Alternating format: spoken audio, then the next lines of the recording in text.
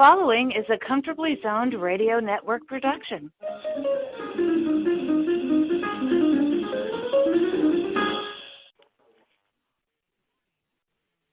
Thank you, Tally Olson. I am back, and you are comfortably zoned with me, the Zig Zag Man, in Alameda, California, right across the bay from San Francisco, and across the moat from Oakland, down by the lagoon, as Archie would have said in Alameda.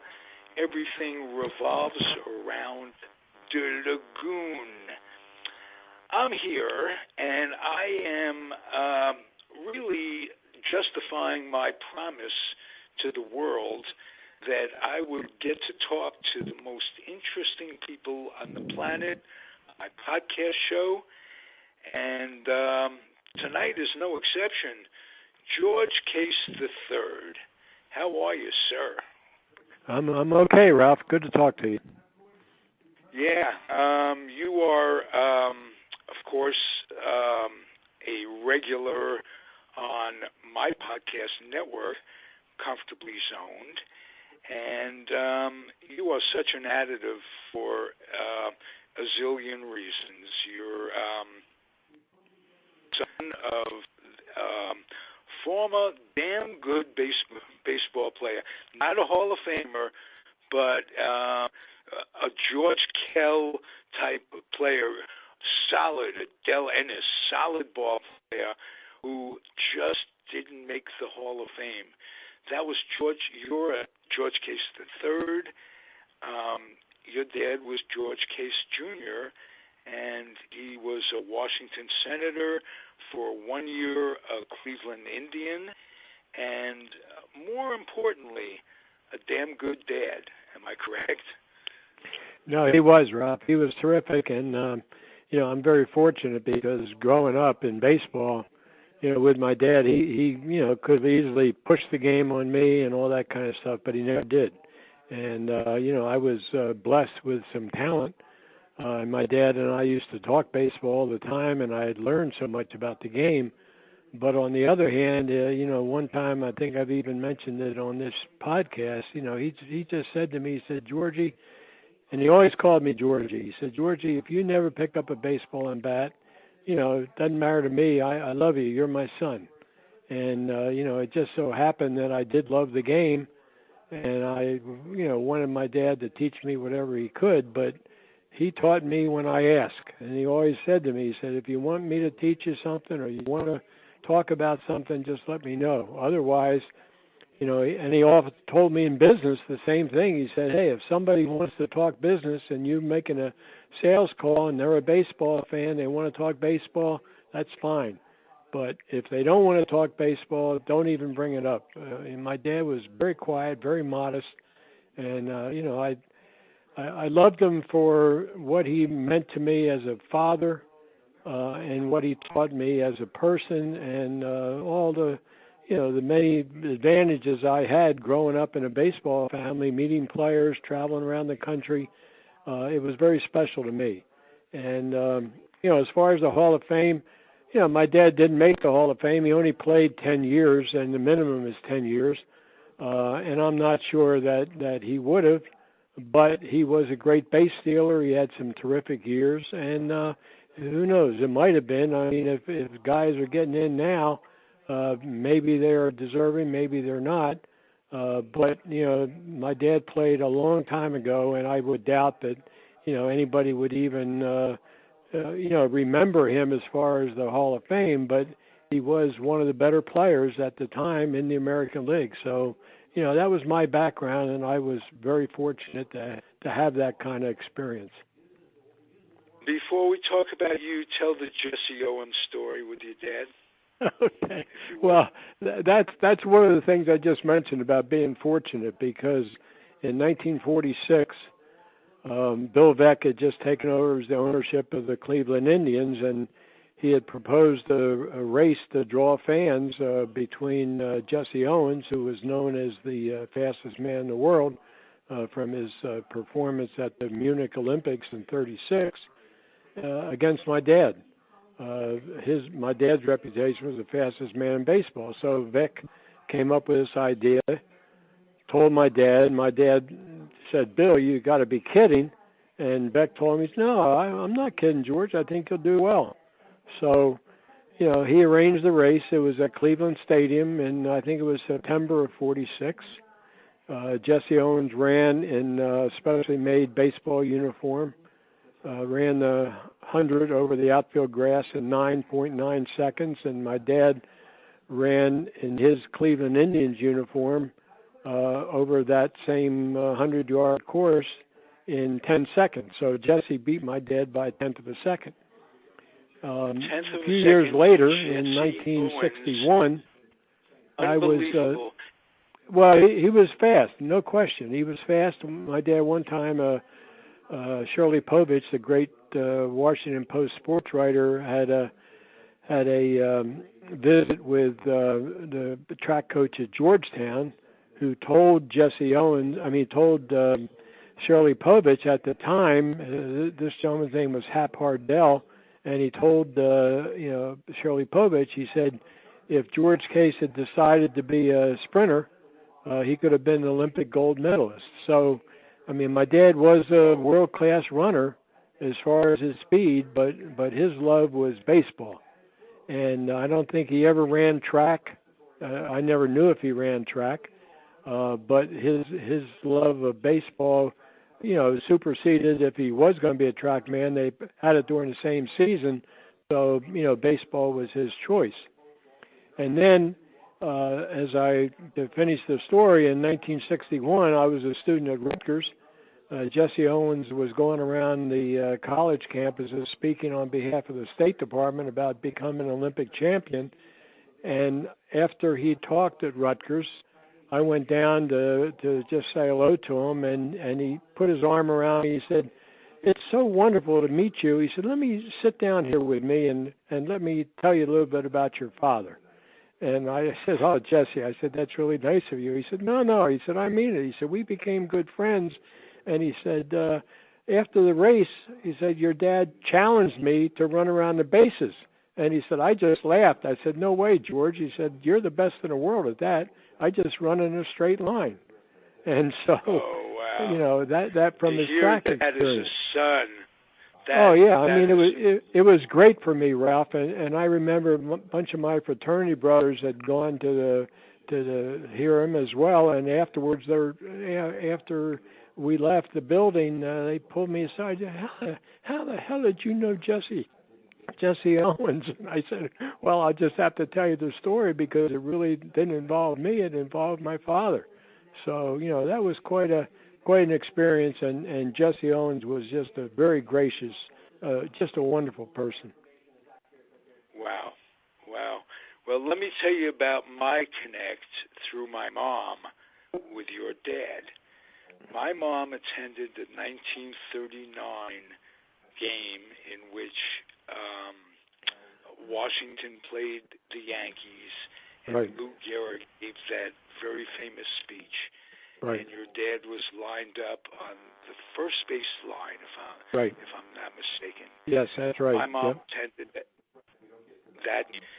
She also, with the family, we all went to Washington, New Yorkers that we were, and visited Washington in 1961, the year that you referred to, that your dad was coaching the expansion Senators.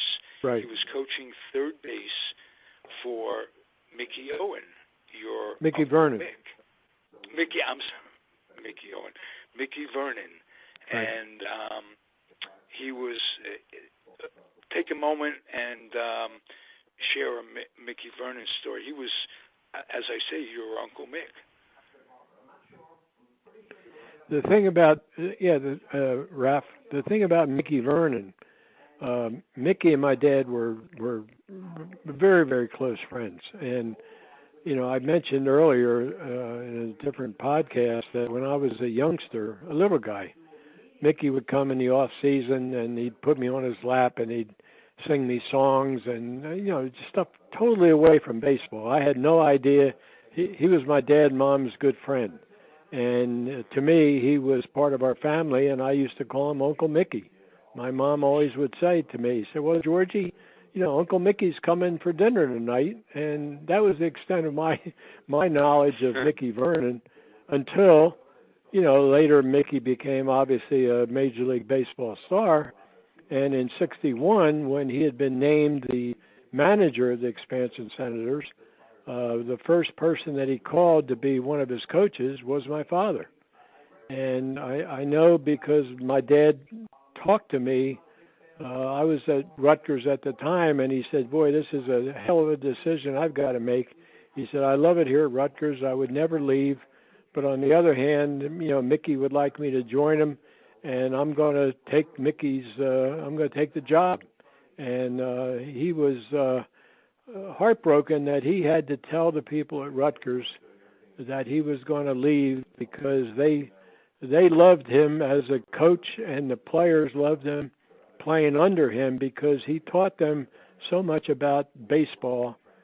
One of his earliest things that he would do every year, and I used to laugh about it because I had heard it many times, he would teach them how he wanted them to dress.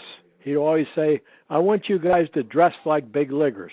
Well, if you saw the game today, I'm not sure that he'd be happy the way the ball players dress. But back then, he wanted everybody to be dressed with their baseball pants to the mid-calf or with white sanitary hose underneath their baseball stockings.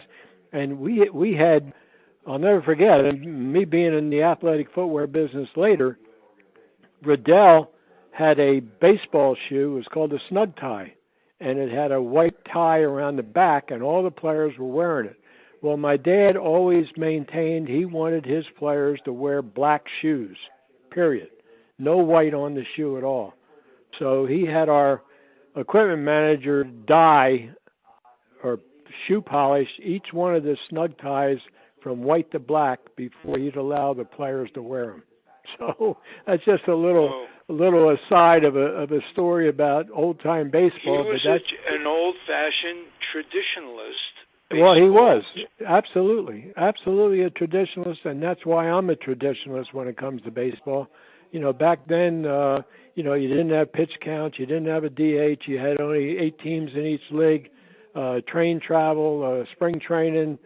Sometimes during World War II, the teams were forced to train away from Florida or Arizona. They had to train, close to their home stadium. So it was a different world. And my dad was one who loved the game of baseball, but he taught the game what people would say today would be old school baseball. When he played for Washington, they had to play small ball. They didn't have power. So my dad being a leadoff hitter, his job was to get on base, steal second or get into scoring position and then score on a base hit. That's what small ball is. It's so interesting to me that were he playing just a little later in his career, had he played in the 50s with the power that they had in Allison, Seavers, going through their Killebrew, Jim Lemon, they did. He would have been like Rich Ashburn. I mean, it was a totally. It was totally different. I mean, my dad never had that good fortune to have a lineup behind him that could drive in runs or home runs because they didn't have any right-handed power at all. And matter of fact, my dad, he had a total of 21 career home runs. So, I mean, there was just Washington was the ballpark was so big, it was 407 feet down the line in left field until, Calvin Griffith moved it in. But then you had the emergence of Seavers and Lemon and Killebrew and Allison, and Washington really became a home run hitting team. So my dad never had that luxury of having guys behind him that could drive him in. So he had to get on first and get into second in any way he could, and then score on a single or even a couple times. I know the sacrifice fly.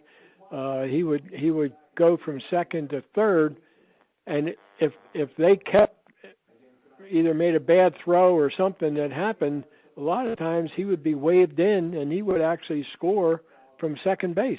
So that was part of what old-time baseball was really like. And before that, those years with Ty Cobb and that great speed that he had. And then, after Cobb, you had that, the great power that the Yankees had with Gehrig and Ruth. But Washington just never had that power until the 1950s. Okay. Two questions over the years that I wish I had asked you. One is a little bit about your basketball career. Were you a better basketball player than a baseball player?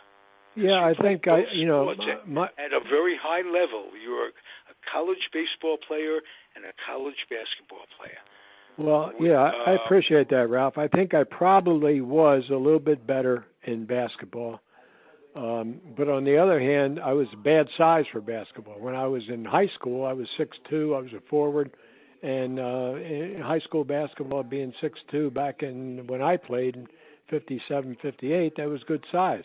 I get to college, I'm 6'2", playing forward, You're a tweener. And I'm just mismatched. I can't handle. I'm playing up against guys that are 6'8", 6'7", 6'9", whatever. And I really should have been a guard, but on the other hand, I didn't have an outside shot because I never had to be an outside shooter when I was in high school. Then when it came to baseball, I think the game itself came a little bit too easy for me because I started playing when I was about 11 years old in Little League. I loved first base because I was big. I was also a pitcher. I was about close to 6 foot tall when I was in Little League. And baseball was something I did, loved the game, but it came so easy that I can't remember ever really working hard at it. I would always take 2 gloves with me to every game, whether I was going to play first base or whether I was going to pitch. I had to have 2 different gloves because I never knew until I got to the ball field what position I was going to play. So that was my baseball background, and I was fortunate to be able to play both college and high school baseball and basketball, but I think I was probably a little bit better in basketball, although I was very fast for my size. I don't think I was as fast as my dad, but I could run, and guys used to laugh, and they'd say, man, you're really fast for a big, fat old white guy. You were really quick. But, I had that natural speed, I guess, so that was a God-given gift that I had of my dad's genetic background. Was your mom an athlete? No, she wasn't an athlete. My mother loved sports, but I can't say she was an athlete. But my dad, he had the athletic genes that was given to him, passed down from his father, who in the late 1800s, happened to be a sprinter himself. So, I think my dad's speed came from his father, and my ability as an athlete came from my dad. Okay, and here's the other question. I think of this all the time. It's been 3-4 years. We do shows all the time. You're in the athletic footwear business, but you're familiar with athletic equipment in general. Right. Where can one get old-fashioned woolen sleeves? Okay, I'll tell you this. Well, first of all, I was fortunate because when I graduated from college, I had 2 children, and my dad said to me, he said, Georgie, you could knock around and maybe make it into baseball, or maybe not. And with 2 youngsters, you got to feed them. And my advice to you is to try to find something as a career in business-wise that will take advantage of your background. So I was very, very fortunate. My first job out of college was in the athletic footwear business. I had a 35-year career. My dad had a sporting goods store, so I was very familiar with the athletic footwear business. I was very familiar with sporting goods business. So it came natural to me, and I think the companies that I worked for recognized that I had a very sound business background as well as an athletic background, and that was a big advantage to me. Now, when it comes to your question, there are 2 companies that I know of. One is Mitchell & Ness in Philadelphia. They used old bolts of flannel cloth, and I think they also made, or still make, the leather jackets with the leather sleeves. So that would be one. And again, it's Mitchell & Ness, Philadelphia. And the other one is Ebbets Field Flannels, and they're out on the West Coast. They are the two companies that I know about that make, what they call throwback, accurately made uniforms. The flannel uniforms with the players when my dad played, I know they have those because I know they have the bolts of cloth. Matter of fact, I knew Peter Coppolino, who was the owner of Mitchell & Ness. It was a sporting goods store before he turned it into a what they call a nostalgia business. And Ebbets Field Flannels, I believe they come on Negro League and minor league uniforms. So for the listeners, that would be my recommendation. Those two companies, Mitchell & Ness in Philadelphia and Ebbets Field Flannels on the West Coast. Boy, hello, guys. I just got the message. Oh, Al Blumkin. Yeah, I just got the message. Joined us. Yeah. I'm talking to George Case the third, and we are talking at the moment. We're talking about old-time uniforms and where to get reproductions and what have you. Ebbets Field Flannels and Mitchell & Ness, according to George Case, who has. Let me give one of your credits. You are in the Nike book. Talk about that. You're not too modest. Yeah, no, that's an honor. Well, Ralph. That was a funny story because I was on a sales call. This was back in 70s, 80s, whatever it was, and Nike had just come out with a book called The Unauthorized Version of Nike, and it was written by the wife of Strasser, who was their PR guy, and who I happen to know. But I walk into a sporting goods store, and the guy, have a nice little conversation, and he said, "Well, by the way, George," he said, you made the Nike book. I said, "What are you talking about?" He said, "Yeah, let me show you." And he happened to just have, gotten it, and he read through it. And here, the Nike basketball program that was developed by a guy I knew named Sonny Vaccaro, who started with me out in Pittsburgh for a year or two, and was hired by Nike to get them into the basketball shoe business, because at first they were only in the running shoe business. They were huge in running shoes, which started in '68 with the Mexico City Olympics. But Nike wanted to get into basketball, and Sonny Vaccaro told Phil Knight, who was the chairman of the board of Nike, he said, "Hey, if you guys want to get into the basketball shoe business, you should do what George Case did at Pro Keds. He got him into the basketball shoe business, and here's how you do it." And he laid it out for him exactly the way I had done it, a couple of years before. So that was sort of a feather in my cap, and people kid me about it all the time. They say, "Yeah, you being in the Nike book." I say, "Yeah, but you have to understand, back then, Nike wasn't what you think of it today. They were a struggling little athletic shoe company, and they had to find ways to build their business, and one of the ways was to go into basketball. They never had a basketball shoe. They started with Bill Bowerman and Phil Knight at University of Oregon with a world-class runner who was later killed, Steve Prefontaine.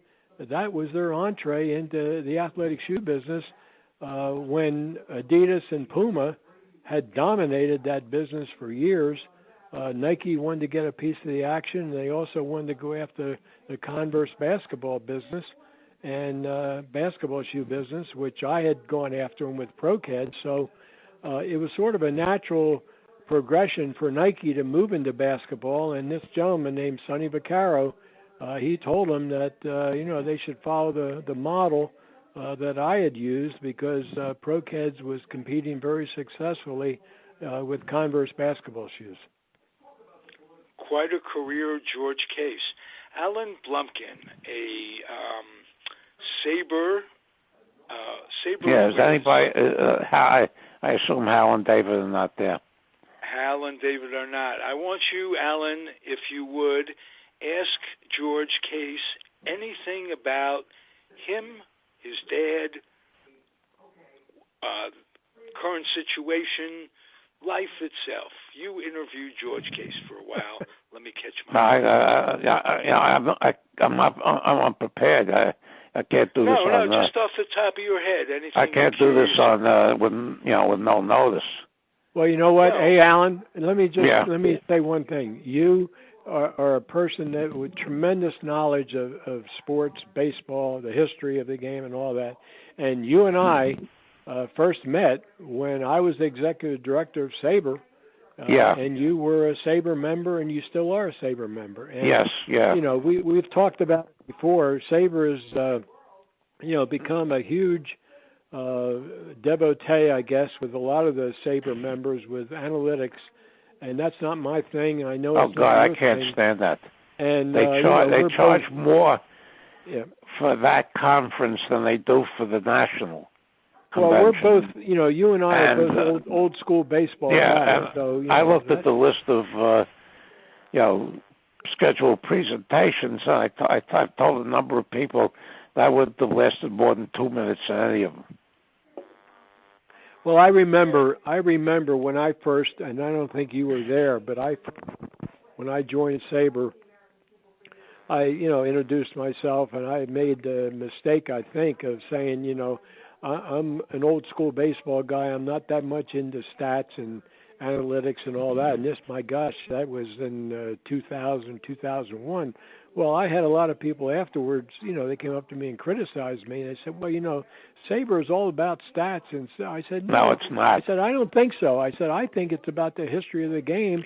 Yeah, and there's I can two wings. contribute to knowledge of the history of the game. Right. There's a stat wing and the historical wing. And right. Yeah, I've always been in the historical wing. And one time they gave me, a number of years ago, they gave me one of the research journals to edit. I mean, the historical stuff I went through very quickly, corrected a few things, and there was one article in there about manager wins that was like 3 years old, so I had to update all the numbers. But with the mathematical stuff, with these elaborate formulas, I couldn't even do that when I was in high school. Yeah, right. Well, so I hear you about that. I told him, I said, I could. Short, you work for IBM. So, yeah, but the thing is I sent it back to them, and I told them I corrected it. Whatever the historical was, errors I corrected, but I said that the mathematical I couldn't do this. So that was the last time they ever asked me to do that. Well, I know for myself, being an old traditionalist, Ralph and I were talking about earlier about being a baseball traditionalist, but all the years that I learned about baseball and talked to my dad about the game, I know that I never, ever heard him mention anything about launch angles, spin rates, all this other exit kind velocity, of stuff. That's another favorite exit velocity, all this kind of stuff. To him, you played the game, and you learned the game by playing it in certain situations and this kind of stuff. Launch angles and spin velocities and WAR and all that stuff. I know my dad didn't know anything about it, and I never knew about it, and I still don't, because I let the analytics guys, they can drive themselves crazy and show their expertise, but a lot of them, to me, are, MBAs walking around with virtually no baseball experience whatsoever, but they know analytics and they know, the current trend going toward this stuff. But for me, it's a different world. I'm just not into that. You're not the only one. Hey, would those guys know the expression "take two and hit to right"? I know what it is. I'm sure Alan knows what it is. Alan knows what it is. Yeah. I know what it is. Well, but sure. would any of these computer nerds even consider learning about the strategy of baseball beyond the numbers? You know what Casey Stengel would do with this? He'd tell them where to go with it. Yeah. Yeah. Exactly. Well, for me, and I learned the game. You take two, hit the right. I mean, you get two strikes on you, you choke up. You're not going for the home run. Guys do today. I mean, that's why there's so many strikeouts. I mean, my Lord, with two strikes, when I was playing, my dad was playing. It was something that you did not want to strike out. You put the ball in play. That's what you did. So you shorten your swing or you choke up or whatever you have to do. And if they're playing you one side, try to hit the other way. That's just the way the game is. Let me give you one more. Get them on, get them over, get them in. Right. Exactly. That's Do you Ralph, hear that anymore? What we talked before. That's this past Saturday, ESPN2 had a series on basketball from the start to. I turned it off when they got to basically the current stuff. It went on for 12 hours, and it was sort of like the Ken Burns series on baseball. They had all major basketball players that were still around were in this. They did segments on Oscar Roberts and Jerry West. And when I discussed this with a couple of people who are very big basketball fans, and I said, the three-point shot has ruined the game. And they agree with me. Yeah. No question. As far as I'm concerned, and Ralph and I had talked earlier, Alan, I played basketball, high school and college. We didn't have a three-point. I mean, the three-point rule has changed a lot of the game because now you're looking to develop three-point shooters. So in college, I've seen so many times where a guy rebounds and throws an outlet pass to a guy running to the basket, and the guy is there basically by himself, or there's one defender or whatever, stops at the three-point line to put up a shot that goes off the back rim. Right. No, that's what they do. I know, if a guy is a 30% or 40%, three-point shooter, that's a good percentage. But I really. Yeah, I just, to me, a lot of guys in the old days, you would drive down and the game was played. So if you had an opening, you drove to the basket. And what you're saying today, guys, if they have an opening, they'll stop, pull up, and shoot the three, or they'll drive the lane and they'll kick it out to the corner. Guys shoot from out there. Right. Exactly. Also, when they, give you the lists of career total points, Chamberlain and Oscar Robertson and Jerry West and whoever never had the three. Right. So that whole list is corrupted. Right. Well, it is, and the game, itself. I don't know whether they do it with any kind of asterisk like they did with Maris. No, not at all. But absolutely not right. At all. The 3-point totals. You're talking about a third more of the points. So in other words, a guy who's inside, he gets the 2 points. A guy like Jerry West or Baylor or Robertson, they were outside shooters, but when they played, it was the same 2 points whether they went inside or outside. Now, Oscar always wanted, if he was 10 feet out, he would, push some guy to get 8 feet. This is what he had to get as close to the basket as he possibly could. Right. But you don't see that anymore. No.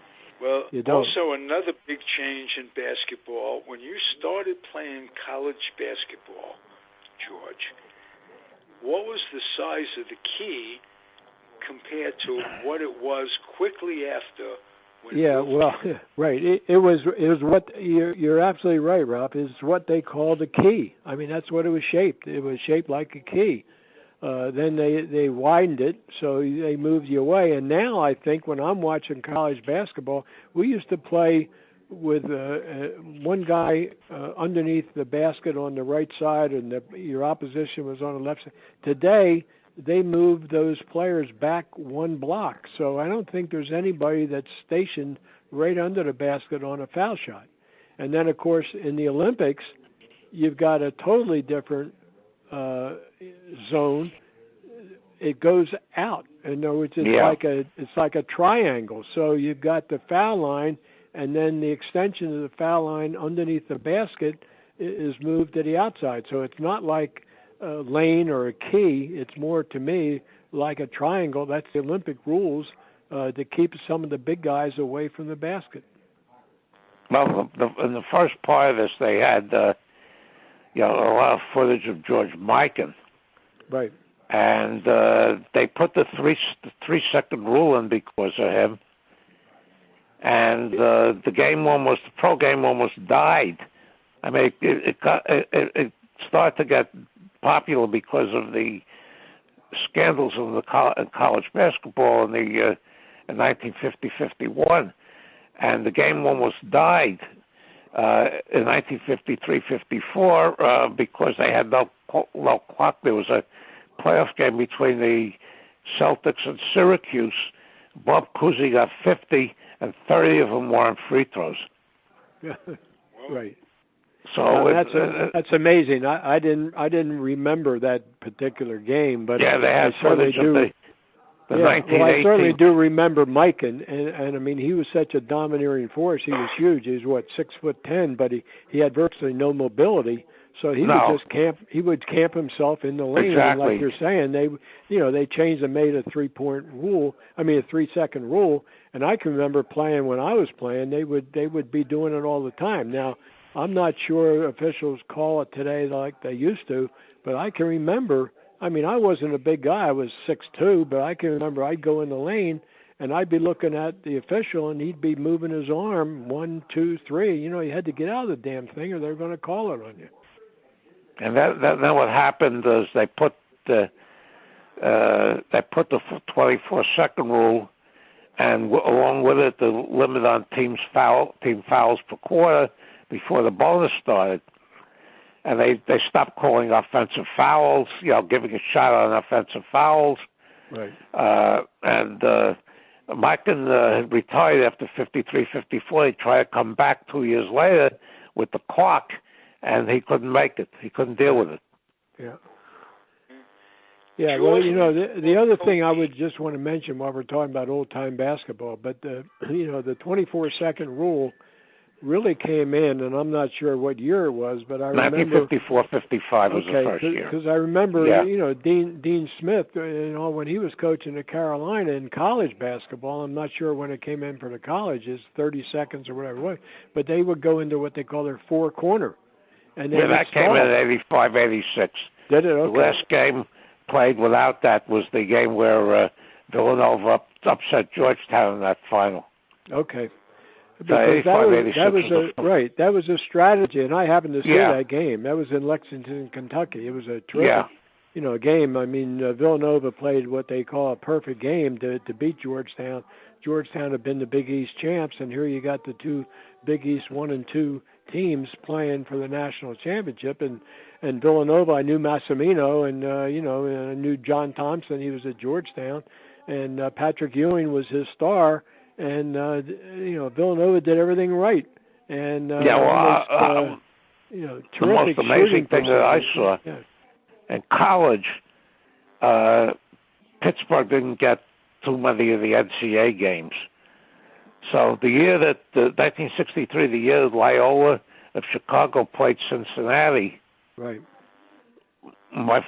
Three of my friends and I, we drove out to a suburb of Pittsburgh called Mount Lebanon, and they had the game on from the Wheeling, West Virginia feed. Right. So we were watching that, and Cincinnati was a 2-time defending champion. They had a 12-point lead about halfway through the second half, and then they decided to freeze the ball. Right. And Loyola tied them and then beat them in the overtime. Yeah.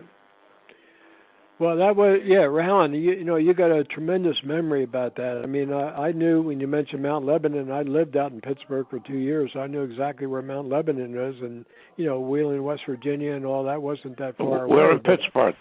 Right. It was, a game was different, and that what we called a four-corner offense, I think Dean Smith first came up with it at Carolina.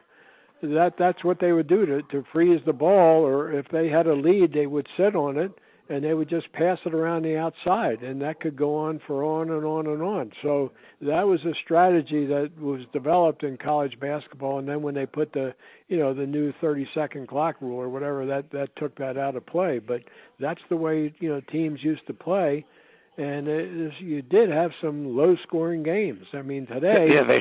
Yeah, in this documentary they showed some footage from a Pistons-Lakers game in 1950 that the Pistons beat the Lakers 19-18. Right. Okay. Can you imagine sitting through that? And then I used to listen to a lot of the ACC tournament games in the old days because they didn't televise anything on WBT Charlotte, and they were doing a North Carolina State Duke game in the conference tournament. This is a whole bunch of years ago. I remember the exact year. The halftime score was 4-2, and the game wound up 12-10. Well, what's amazing, and Ralph and Alan, I just want to tell you one thing that I recall from basketball. My dad played high school basketball in the 30s, and he played in what they call a cage. That's why they call them cagers. They were actually a cage, and they would play and be after every basket, they would have what they call a center jump. Yeah, I know. Yeah. And my dad used to kid me because if I had like 20 points in a game or 26 or what, he said, "Man, you had a great game." He said, "I scored a hell of a lot more than I ever scored." I said, "Well, Dad, we actually played the game a lot differently than when you played. We never even knew what a center jump was, except if you had you're tied up or you started the game or whatever. That's how you did it, but certainly not after every basket." And that's why they had some of the reasons they had such low-scoring games. I saw some box scores when my dad was playing in high school, as you're saying, Alan, 12-10, 14-12. I mean, that kind of stuff. But that's the nature of the way the game was played back then until it got speeded up. But, on the other hand, it's a far cry from when I played in the 50s and 60s and guys like you're talking about, West and Baylor and Oscar and those guys. I mean, today's games, you got games going 130 to 110. They're just running up and down the court. Yeah. Everybody throwing 3-point shots and nobody playing any defense. Hey, you mentioned center jumps. Let me give you my favorite center jump of all time. It's Wilt going up against Johnny Green. Jumping Johnny Green from Michigan in the Garden. That guy had hops. That's all. It's 50 years, 60 years ago, and it stands out to me. He could out-jump anybody playing. Well, that was incredible, Ralph, that you saw an athlete like that with such a great ability because, Wilt was huge. I mean, Wilt was, 7'2", 7'3", whatever it was, and had great mobility and all. But to be out-jumped, I mean, the guy really had to be able to, have a tremendous spring in his legs. And Johnny Green had that. Yeah, and that's the way the game was played. I mean, you're talking about a center jump, whether they're starting the game or whatever. But if you can imagine what that game would have been like after every basket, if they brought him back to midcourt and jumped, I mean, you wouldn't have anybody scoring points. Yeah, they had in this documentary they had a scene of Calvin Murphy. In center court jumping against Kareem. Really? Yeah, they said that the coach said that they knew they couldn't out-jump Kareem, so right. why waste one of the big guys who might foul him? Good point. I knew the guy. He was a good friend of mine. Matter of fact, he was a neighbor at one time. He was a coach at Temple, Jim Maloney. And Jim passed away a few years ago, but he was Calvin Murphy's coach at Niagara. Wow. That's how, baseball, basketball, I mean, and Ralph and I were talking earlier, it's sort of like a small world. You meet a lot of people over the years, and I've been fortunate because of my dad and the fact I was in the athletic footwear business. I knew a lot of college basketball coaches, pro ball players, and a good fortune for me to be able to talk with them and discuss basketball or sports with them, and feeling very comfortable, where a lot of people, they're sort of intimidated. I mean, I never felt that way. I mean, to me, a great athlete was, obviously a great athlete, and you appreciate his skill. But on the other hand, they were a human being, and, a lot of times I would talk to them about something other than sports. I'd talk to them about their career or their life or whatever. I wouldn't even talk to them about, their ability on the court or on a ball field. I had the fortune of spending 4 hours with Dick Grote. This is 35 years ago. He was doing the pit announcing, and they came in to play St. John's, so I had a friend of mine introduced me to him when they had played at Seton Hall a couple of weeks before. And then in between that time, he was doing a card show here, so I brought in some stuff to sign. And I never asked for his autograph, when I saw him, or we first met in the hotel in there's one of the hotels by LaGuardia. I started throwing out names that were on the 52 Pirates with him. He said he hadn't heard of some of them, and those days it was 30-odd years. Yeah. Right. So he knew I had done my homework. Sure. And it was really, really an experience that, obviously I'll never forget. Dick Grote is Alan, you bring up a name with Dick Grote. I mean, a great ball player, but also All-American in basketball and baseball at Duke. And I asked him why. Before Dick Grote was another All-American at basketball and baseball who played the same time as my dad, and they were good friends, and that was Billy Werber. So there's two guys separated by 20 or 30 years, whatever it is, but both with the same basketball and baseball background at the same college. And I was sort of fortunate because I knew of that link between the two of them a long, long time ago. And, I remember Bill Werber sent my dad a book one time, and because Bill Werber and my dad were good friends, and Werber knew my dad was a duck hunter, loved the duck hunt. Werber had written a book. Werber also loved the duck hunt called Hunting is for the Birds. And he sent it to my dad, and my dad just laughed, and he got it. He said, Georgie, he said, look at this thing that Werber sent me. He said, I'm really going to look forward to reading this book. I asked Dick Grote.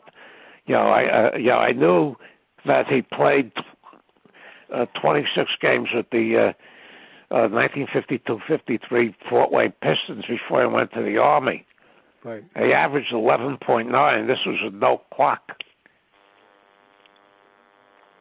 Wow. And I asked him when he came out. He said he would have much rather gone into basketball, but baseball was a lot better paid. Right. And when he told me when he sat down with Branch Rickey when it came out in time for the 1955 season. He had spent the previous 2 years in the Army. He said he wanted to play both. In those days, the seasons didn't overlap. Right. And he brought up Gene Conley. And he said, Mr. Rickey, he was still referring to him as Mr. Rickey, said, first of all, he's a pitcher and he's a backup. Conley, he says, if you play with us, you're going to play 150 games, and if you go play basketball, you're going to play at least 40 minutes a game with them. Right. You can't do both of it. So, basically, he said at that time the only basketball players that were getting paid, I think, were Mikan and Cousy. Right. So he went into baseball. But he said his first love was always basketball. And after he retired, he became a color man on the pit broadcasts for forever. Just stepped down, I think, 2 years ago when he became 88. He's still alive. He's 89. He's going to be 90 in November. Well, I didn't realize that, Alan. Yeah, Brian Law just turned 90 last week. Mm-hmm. Well, it's amazing, and you talked about, and this will show my age, but you talked about the Fort Wayne Pistons. Do you remember what they were called? Zollner Pistons. Zollner Pistons. Fred Zollner was the owner. Zollner owned them, yeah. Well, see, guys our age would remember that. You could dig that up to guys today. They would look at you like you're from Mars. They wouldn't have any idea what you're talking about. Yeah, I was watching Jeopardy the other day. They had a category of athletes. One of the questions was the first uniform number that was ever retired was number 4 for this player. And nobody knew it. Nobody even attempted to guess it. It was Gehrig. I mean, that's, it was a no-brainer. Yeah, and one of my friends said to me, why we can get some of this stuff is we've been around a lot longer. Right. Yeah, and that was where the uniforms, and that's what people today, they don't even think about it because the uniform numbers are so different. But the uniform numbers, when they first put uniforms on their back, was where they hit in the batting order. Yeah. So, Babe Ruth was number 3, Lou Gehrig was number 4, period. That was it. And Cliff Mapes was the last Yankee to wear number 3. He wore that before they retired it for Ruth. I didn't realize that. I certainly remember Cliff Mapes, but I didn't remember the number. 7 for Mantle. Yeah, the last one to wear number 7 before Mantle was Bob Cerv. Mantle wore 6, but he came up, and after a couple of months, he was in a terrible slump, and they sent him to Kansas City, and they brought up Bob Cerv, and they gave Cerv number 7 because Mapes had also won number 7 after they retired number 3, but they traded Mapes to the Browns. I put this down on Facebook the other day. They traded Mapes to the Browns, and then Cerv came up, and they gave Cerv number 7. So when Mantle came back up, they shipped Cerv down, and they asked Mantle. They said he'd rather have 7 than 6. The rest is history. Here's one for you. When Mays went in the Army, they gave his number 24 to a pitcher named Mario Pacone, who wore number 24 in 1963, or maybe even in the later stages of 52. He never pitched for them. Mario Pacone? Yeah, he never pitched. He never got into a game. Because somebody put down, the question came up, and there was an outfield that they had named John McGuire, who didn't hang around very long, and they put what is his significance? And somebody put down right away he was the last player to win number 24 before Mays. Before Mays, but I'm talking after Mays. If you look it up, I don't think this guy ever got into a game for them. Well, I know Mario Pacone got into a game for them. But you can check that out on the reference, yeah. I will. Hey, I love talking sports with you guys. Thank you for a great podcast. You're welcome. Well, Ralph, thank you, and appreciate it. And we maybe next week we can talk a little bit more about the suspension of all the sports because of this damn virus that's going around, and we never got a chance to talk about it tonight. But I enjoy talking about the history and Alan, and it's safe, wonderful. both of you. This is we're all in our 70s, and this is affecting we older folks more than the young people. So, well, I know my kids are after me all the time about, washing your hands and don't getting close to people and all that kind of stuff. And, it is sort of scary when you get to be our age because that's where you hear about the real severe health problems so far. And I think, Alan, you've had some issues yourself, but so far we're doing okay.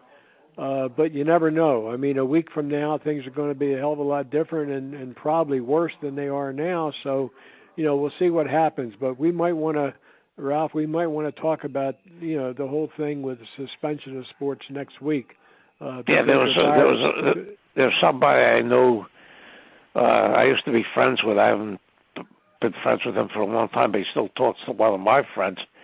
And the guy was bitching about he was going crazy because he didn't have anything to bet on. Well, that's a problem. Well, I don't know what if Vegas has a line on an over and under in how. Well, they got to refund all the over and unders on people betting baseball, with wins over and under. There's a lot of things that they're going to be a lot of arguments with.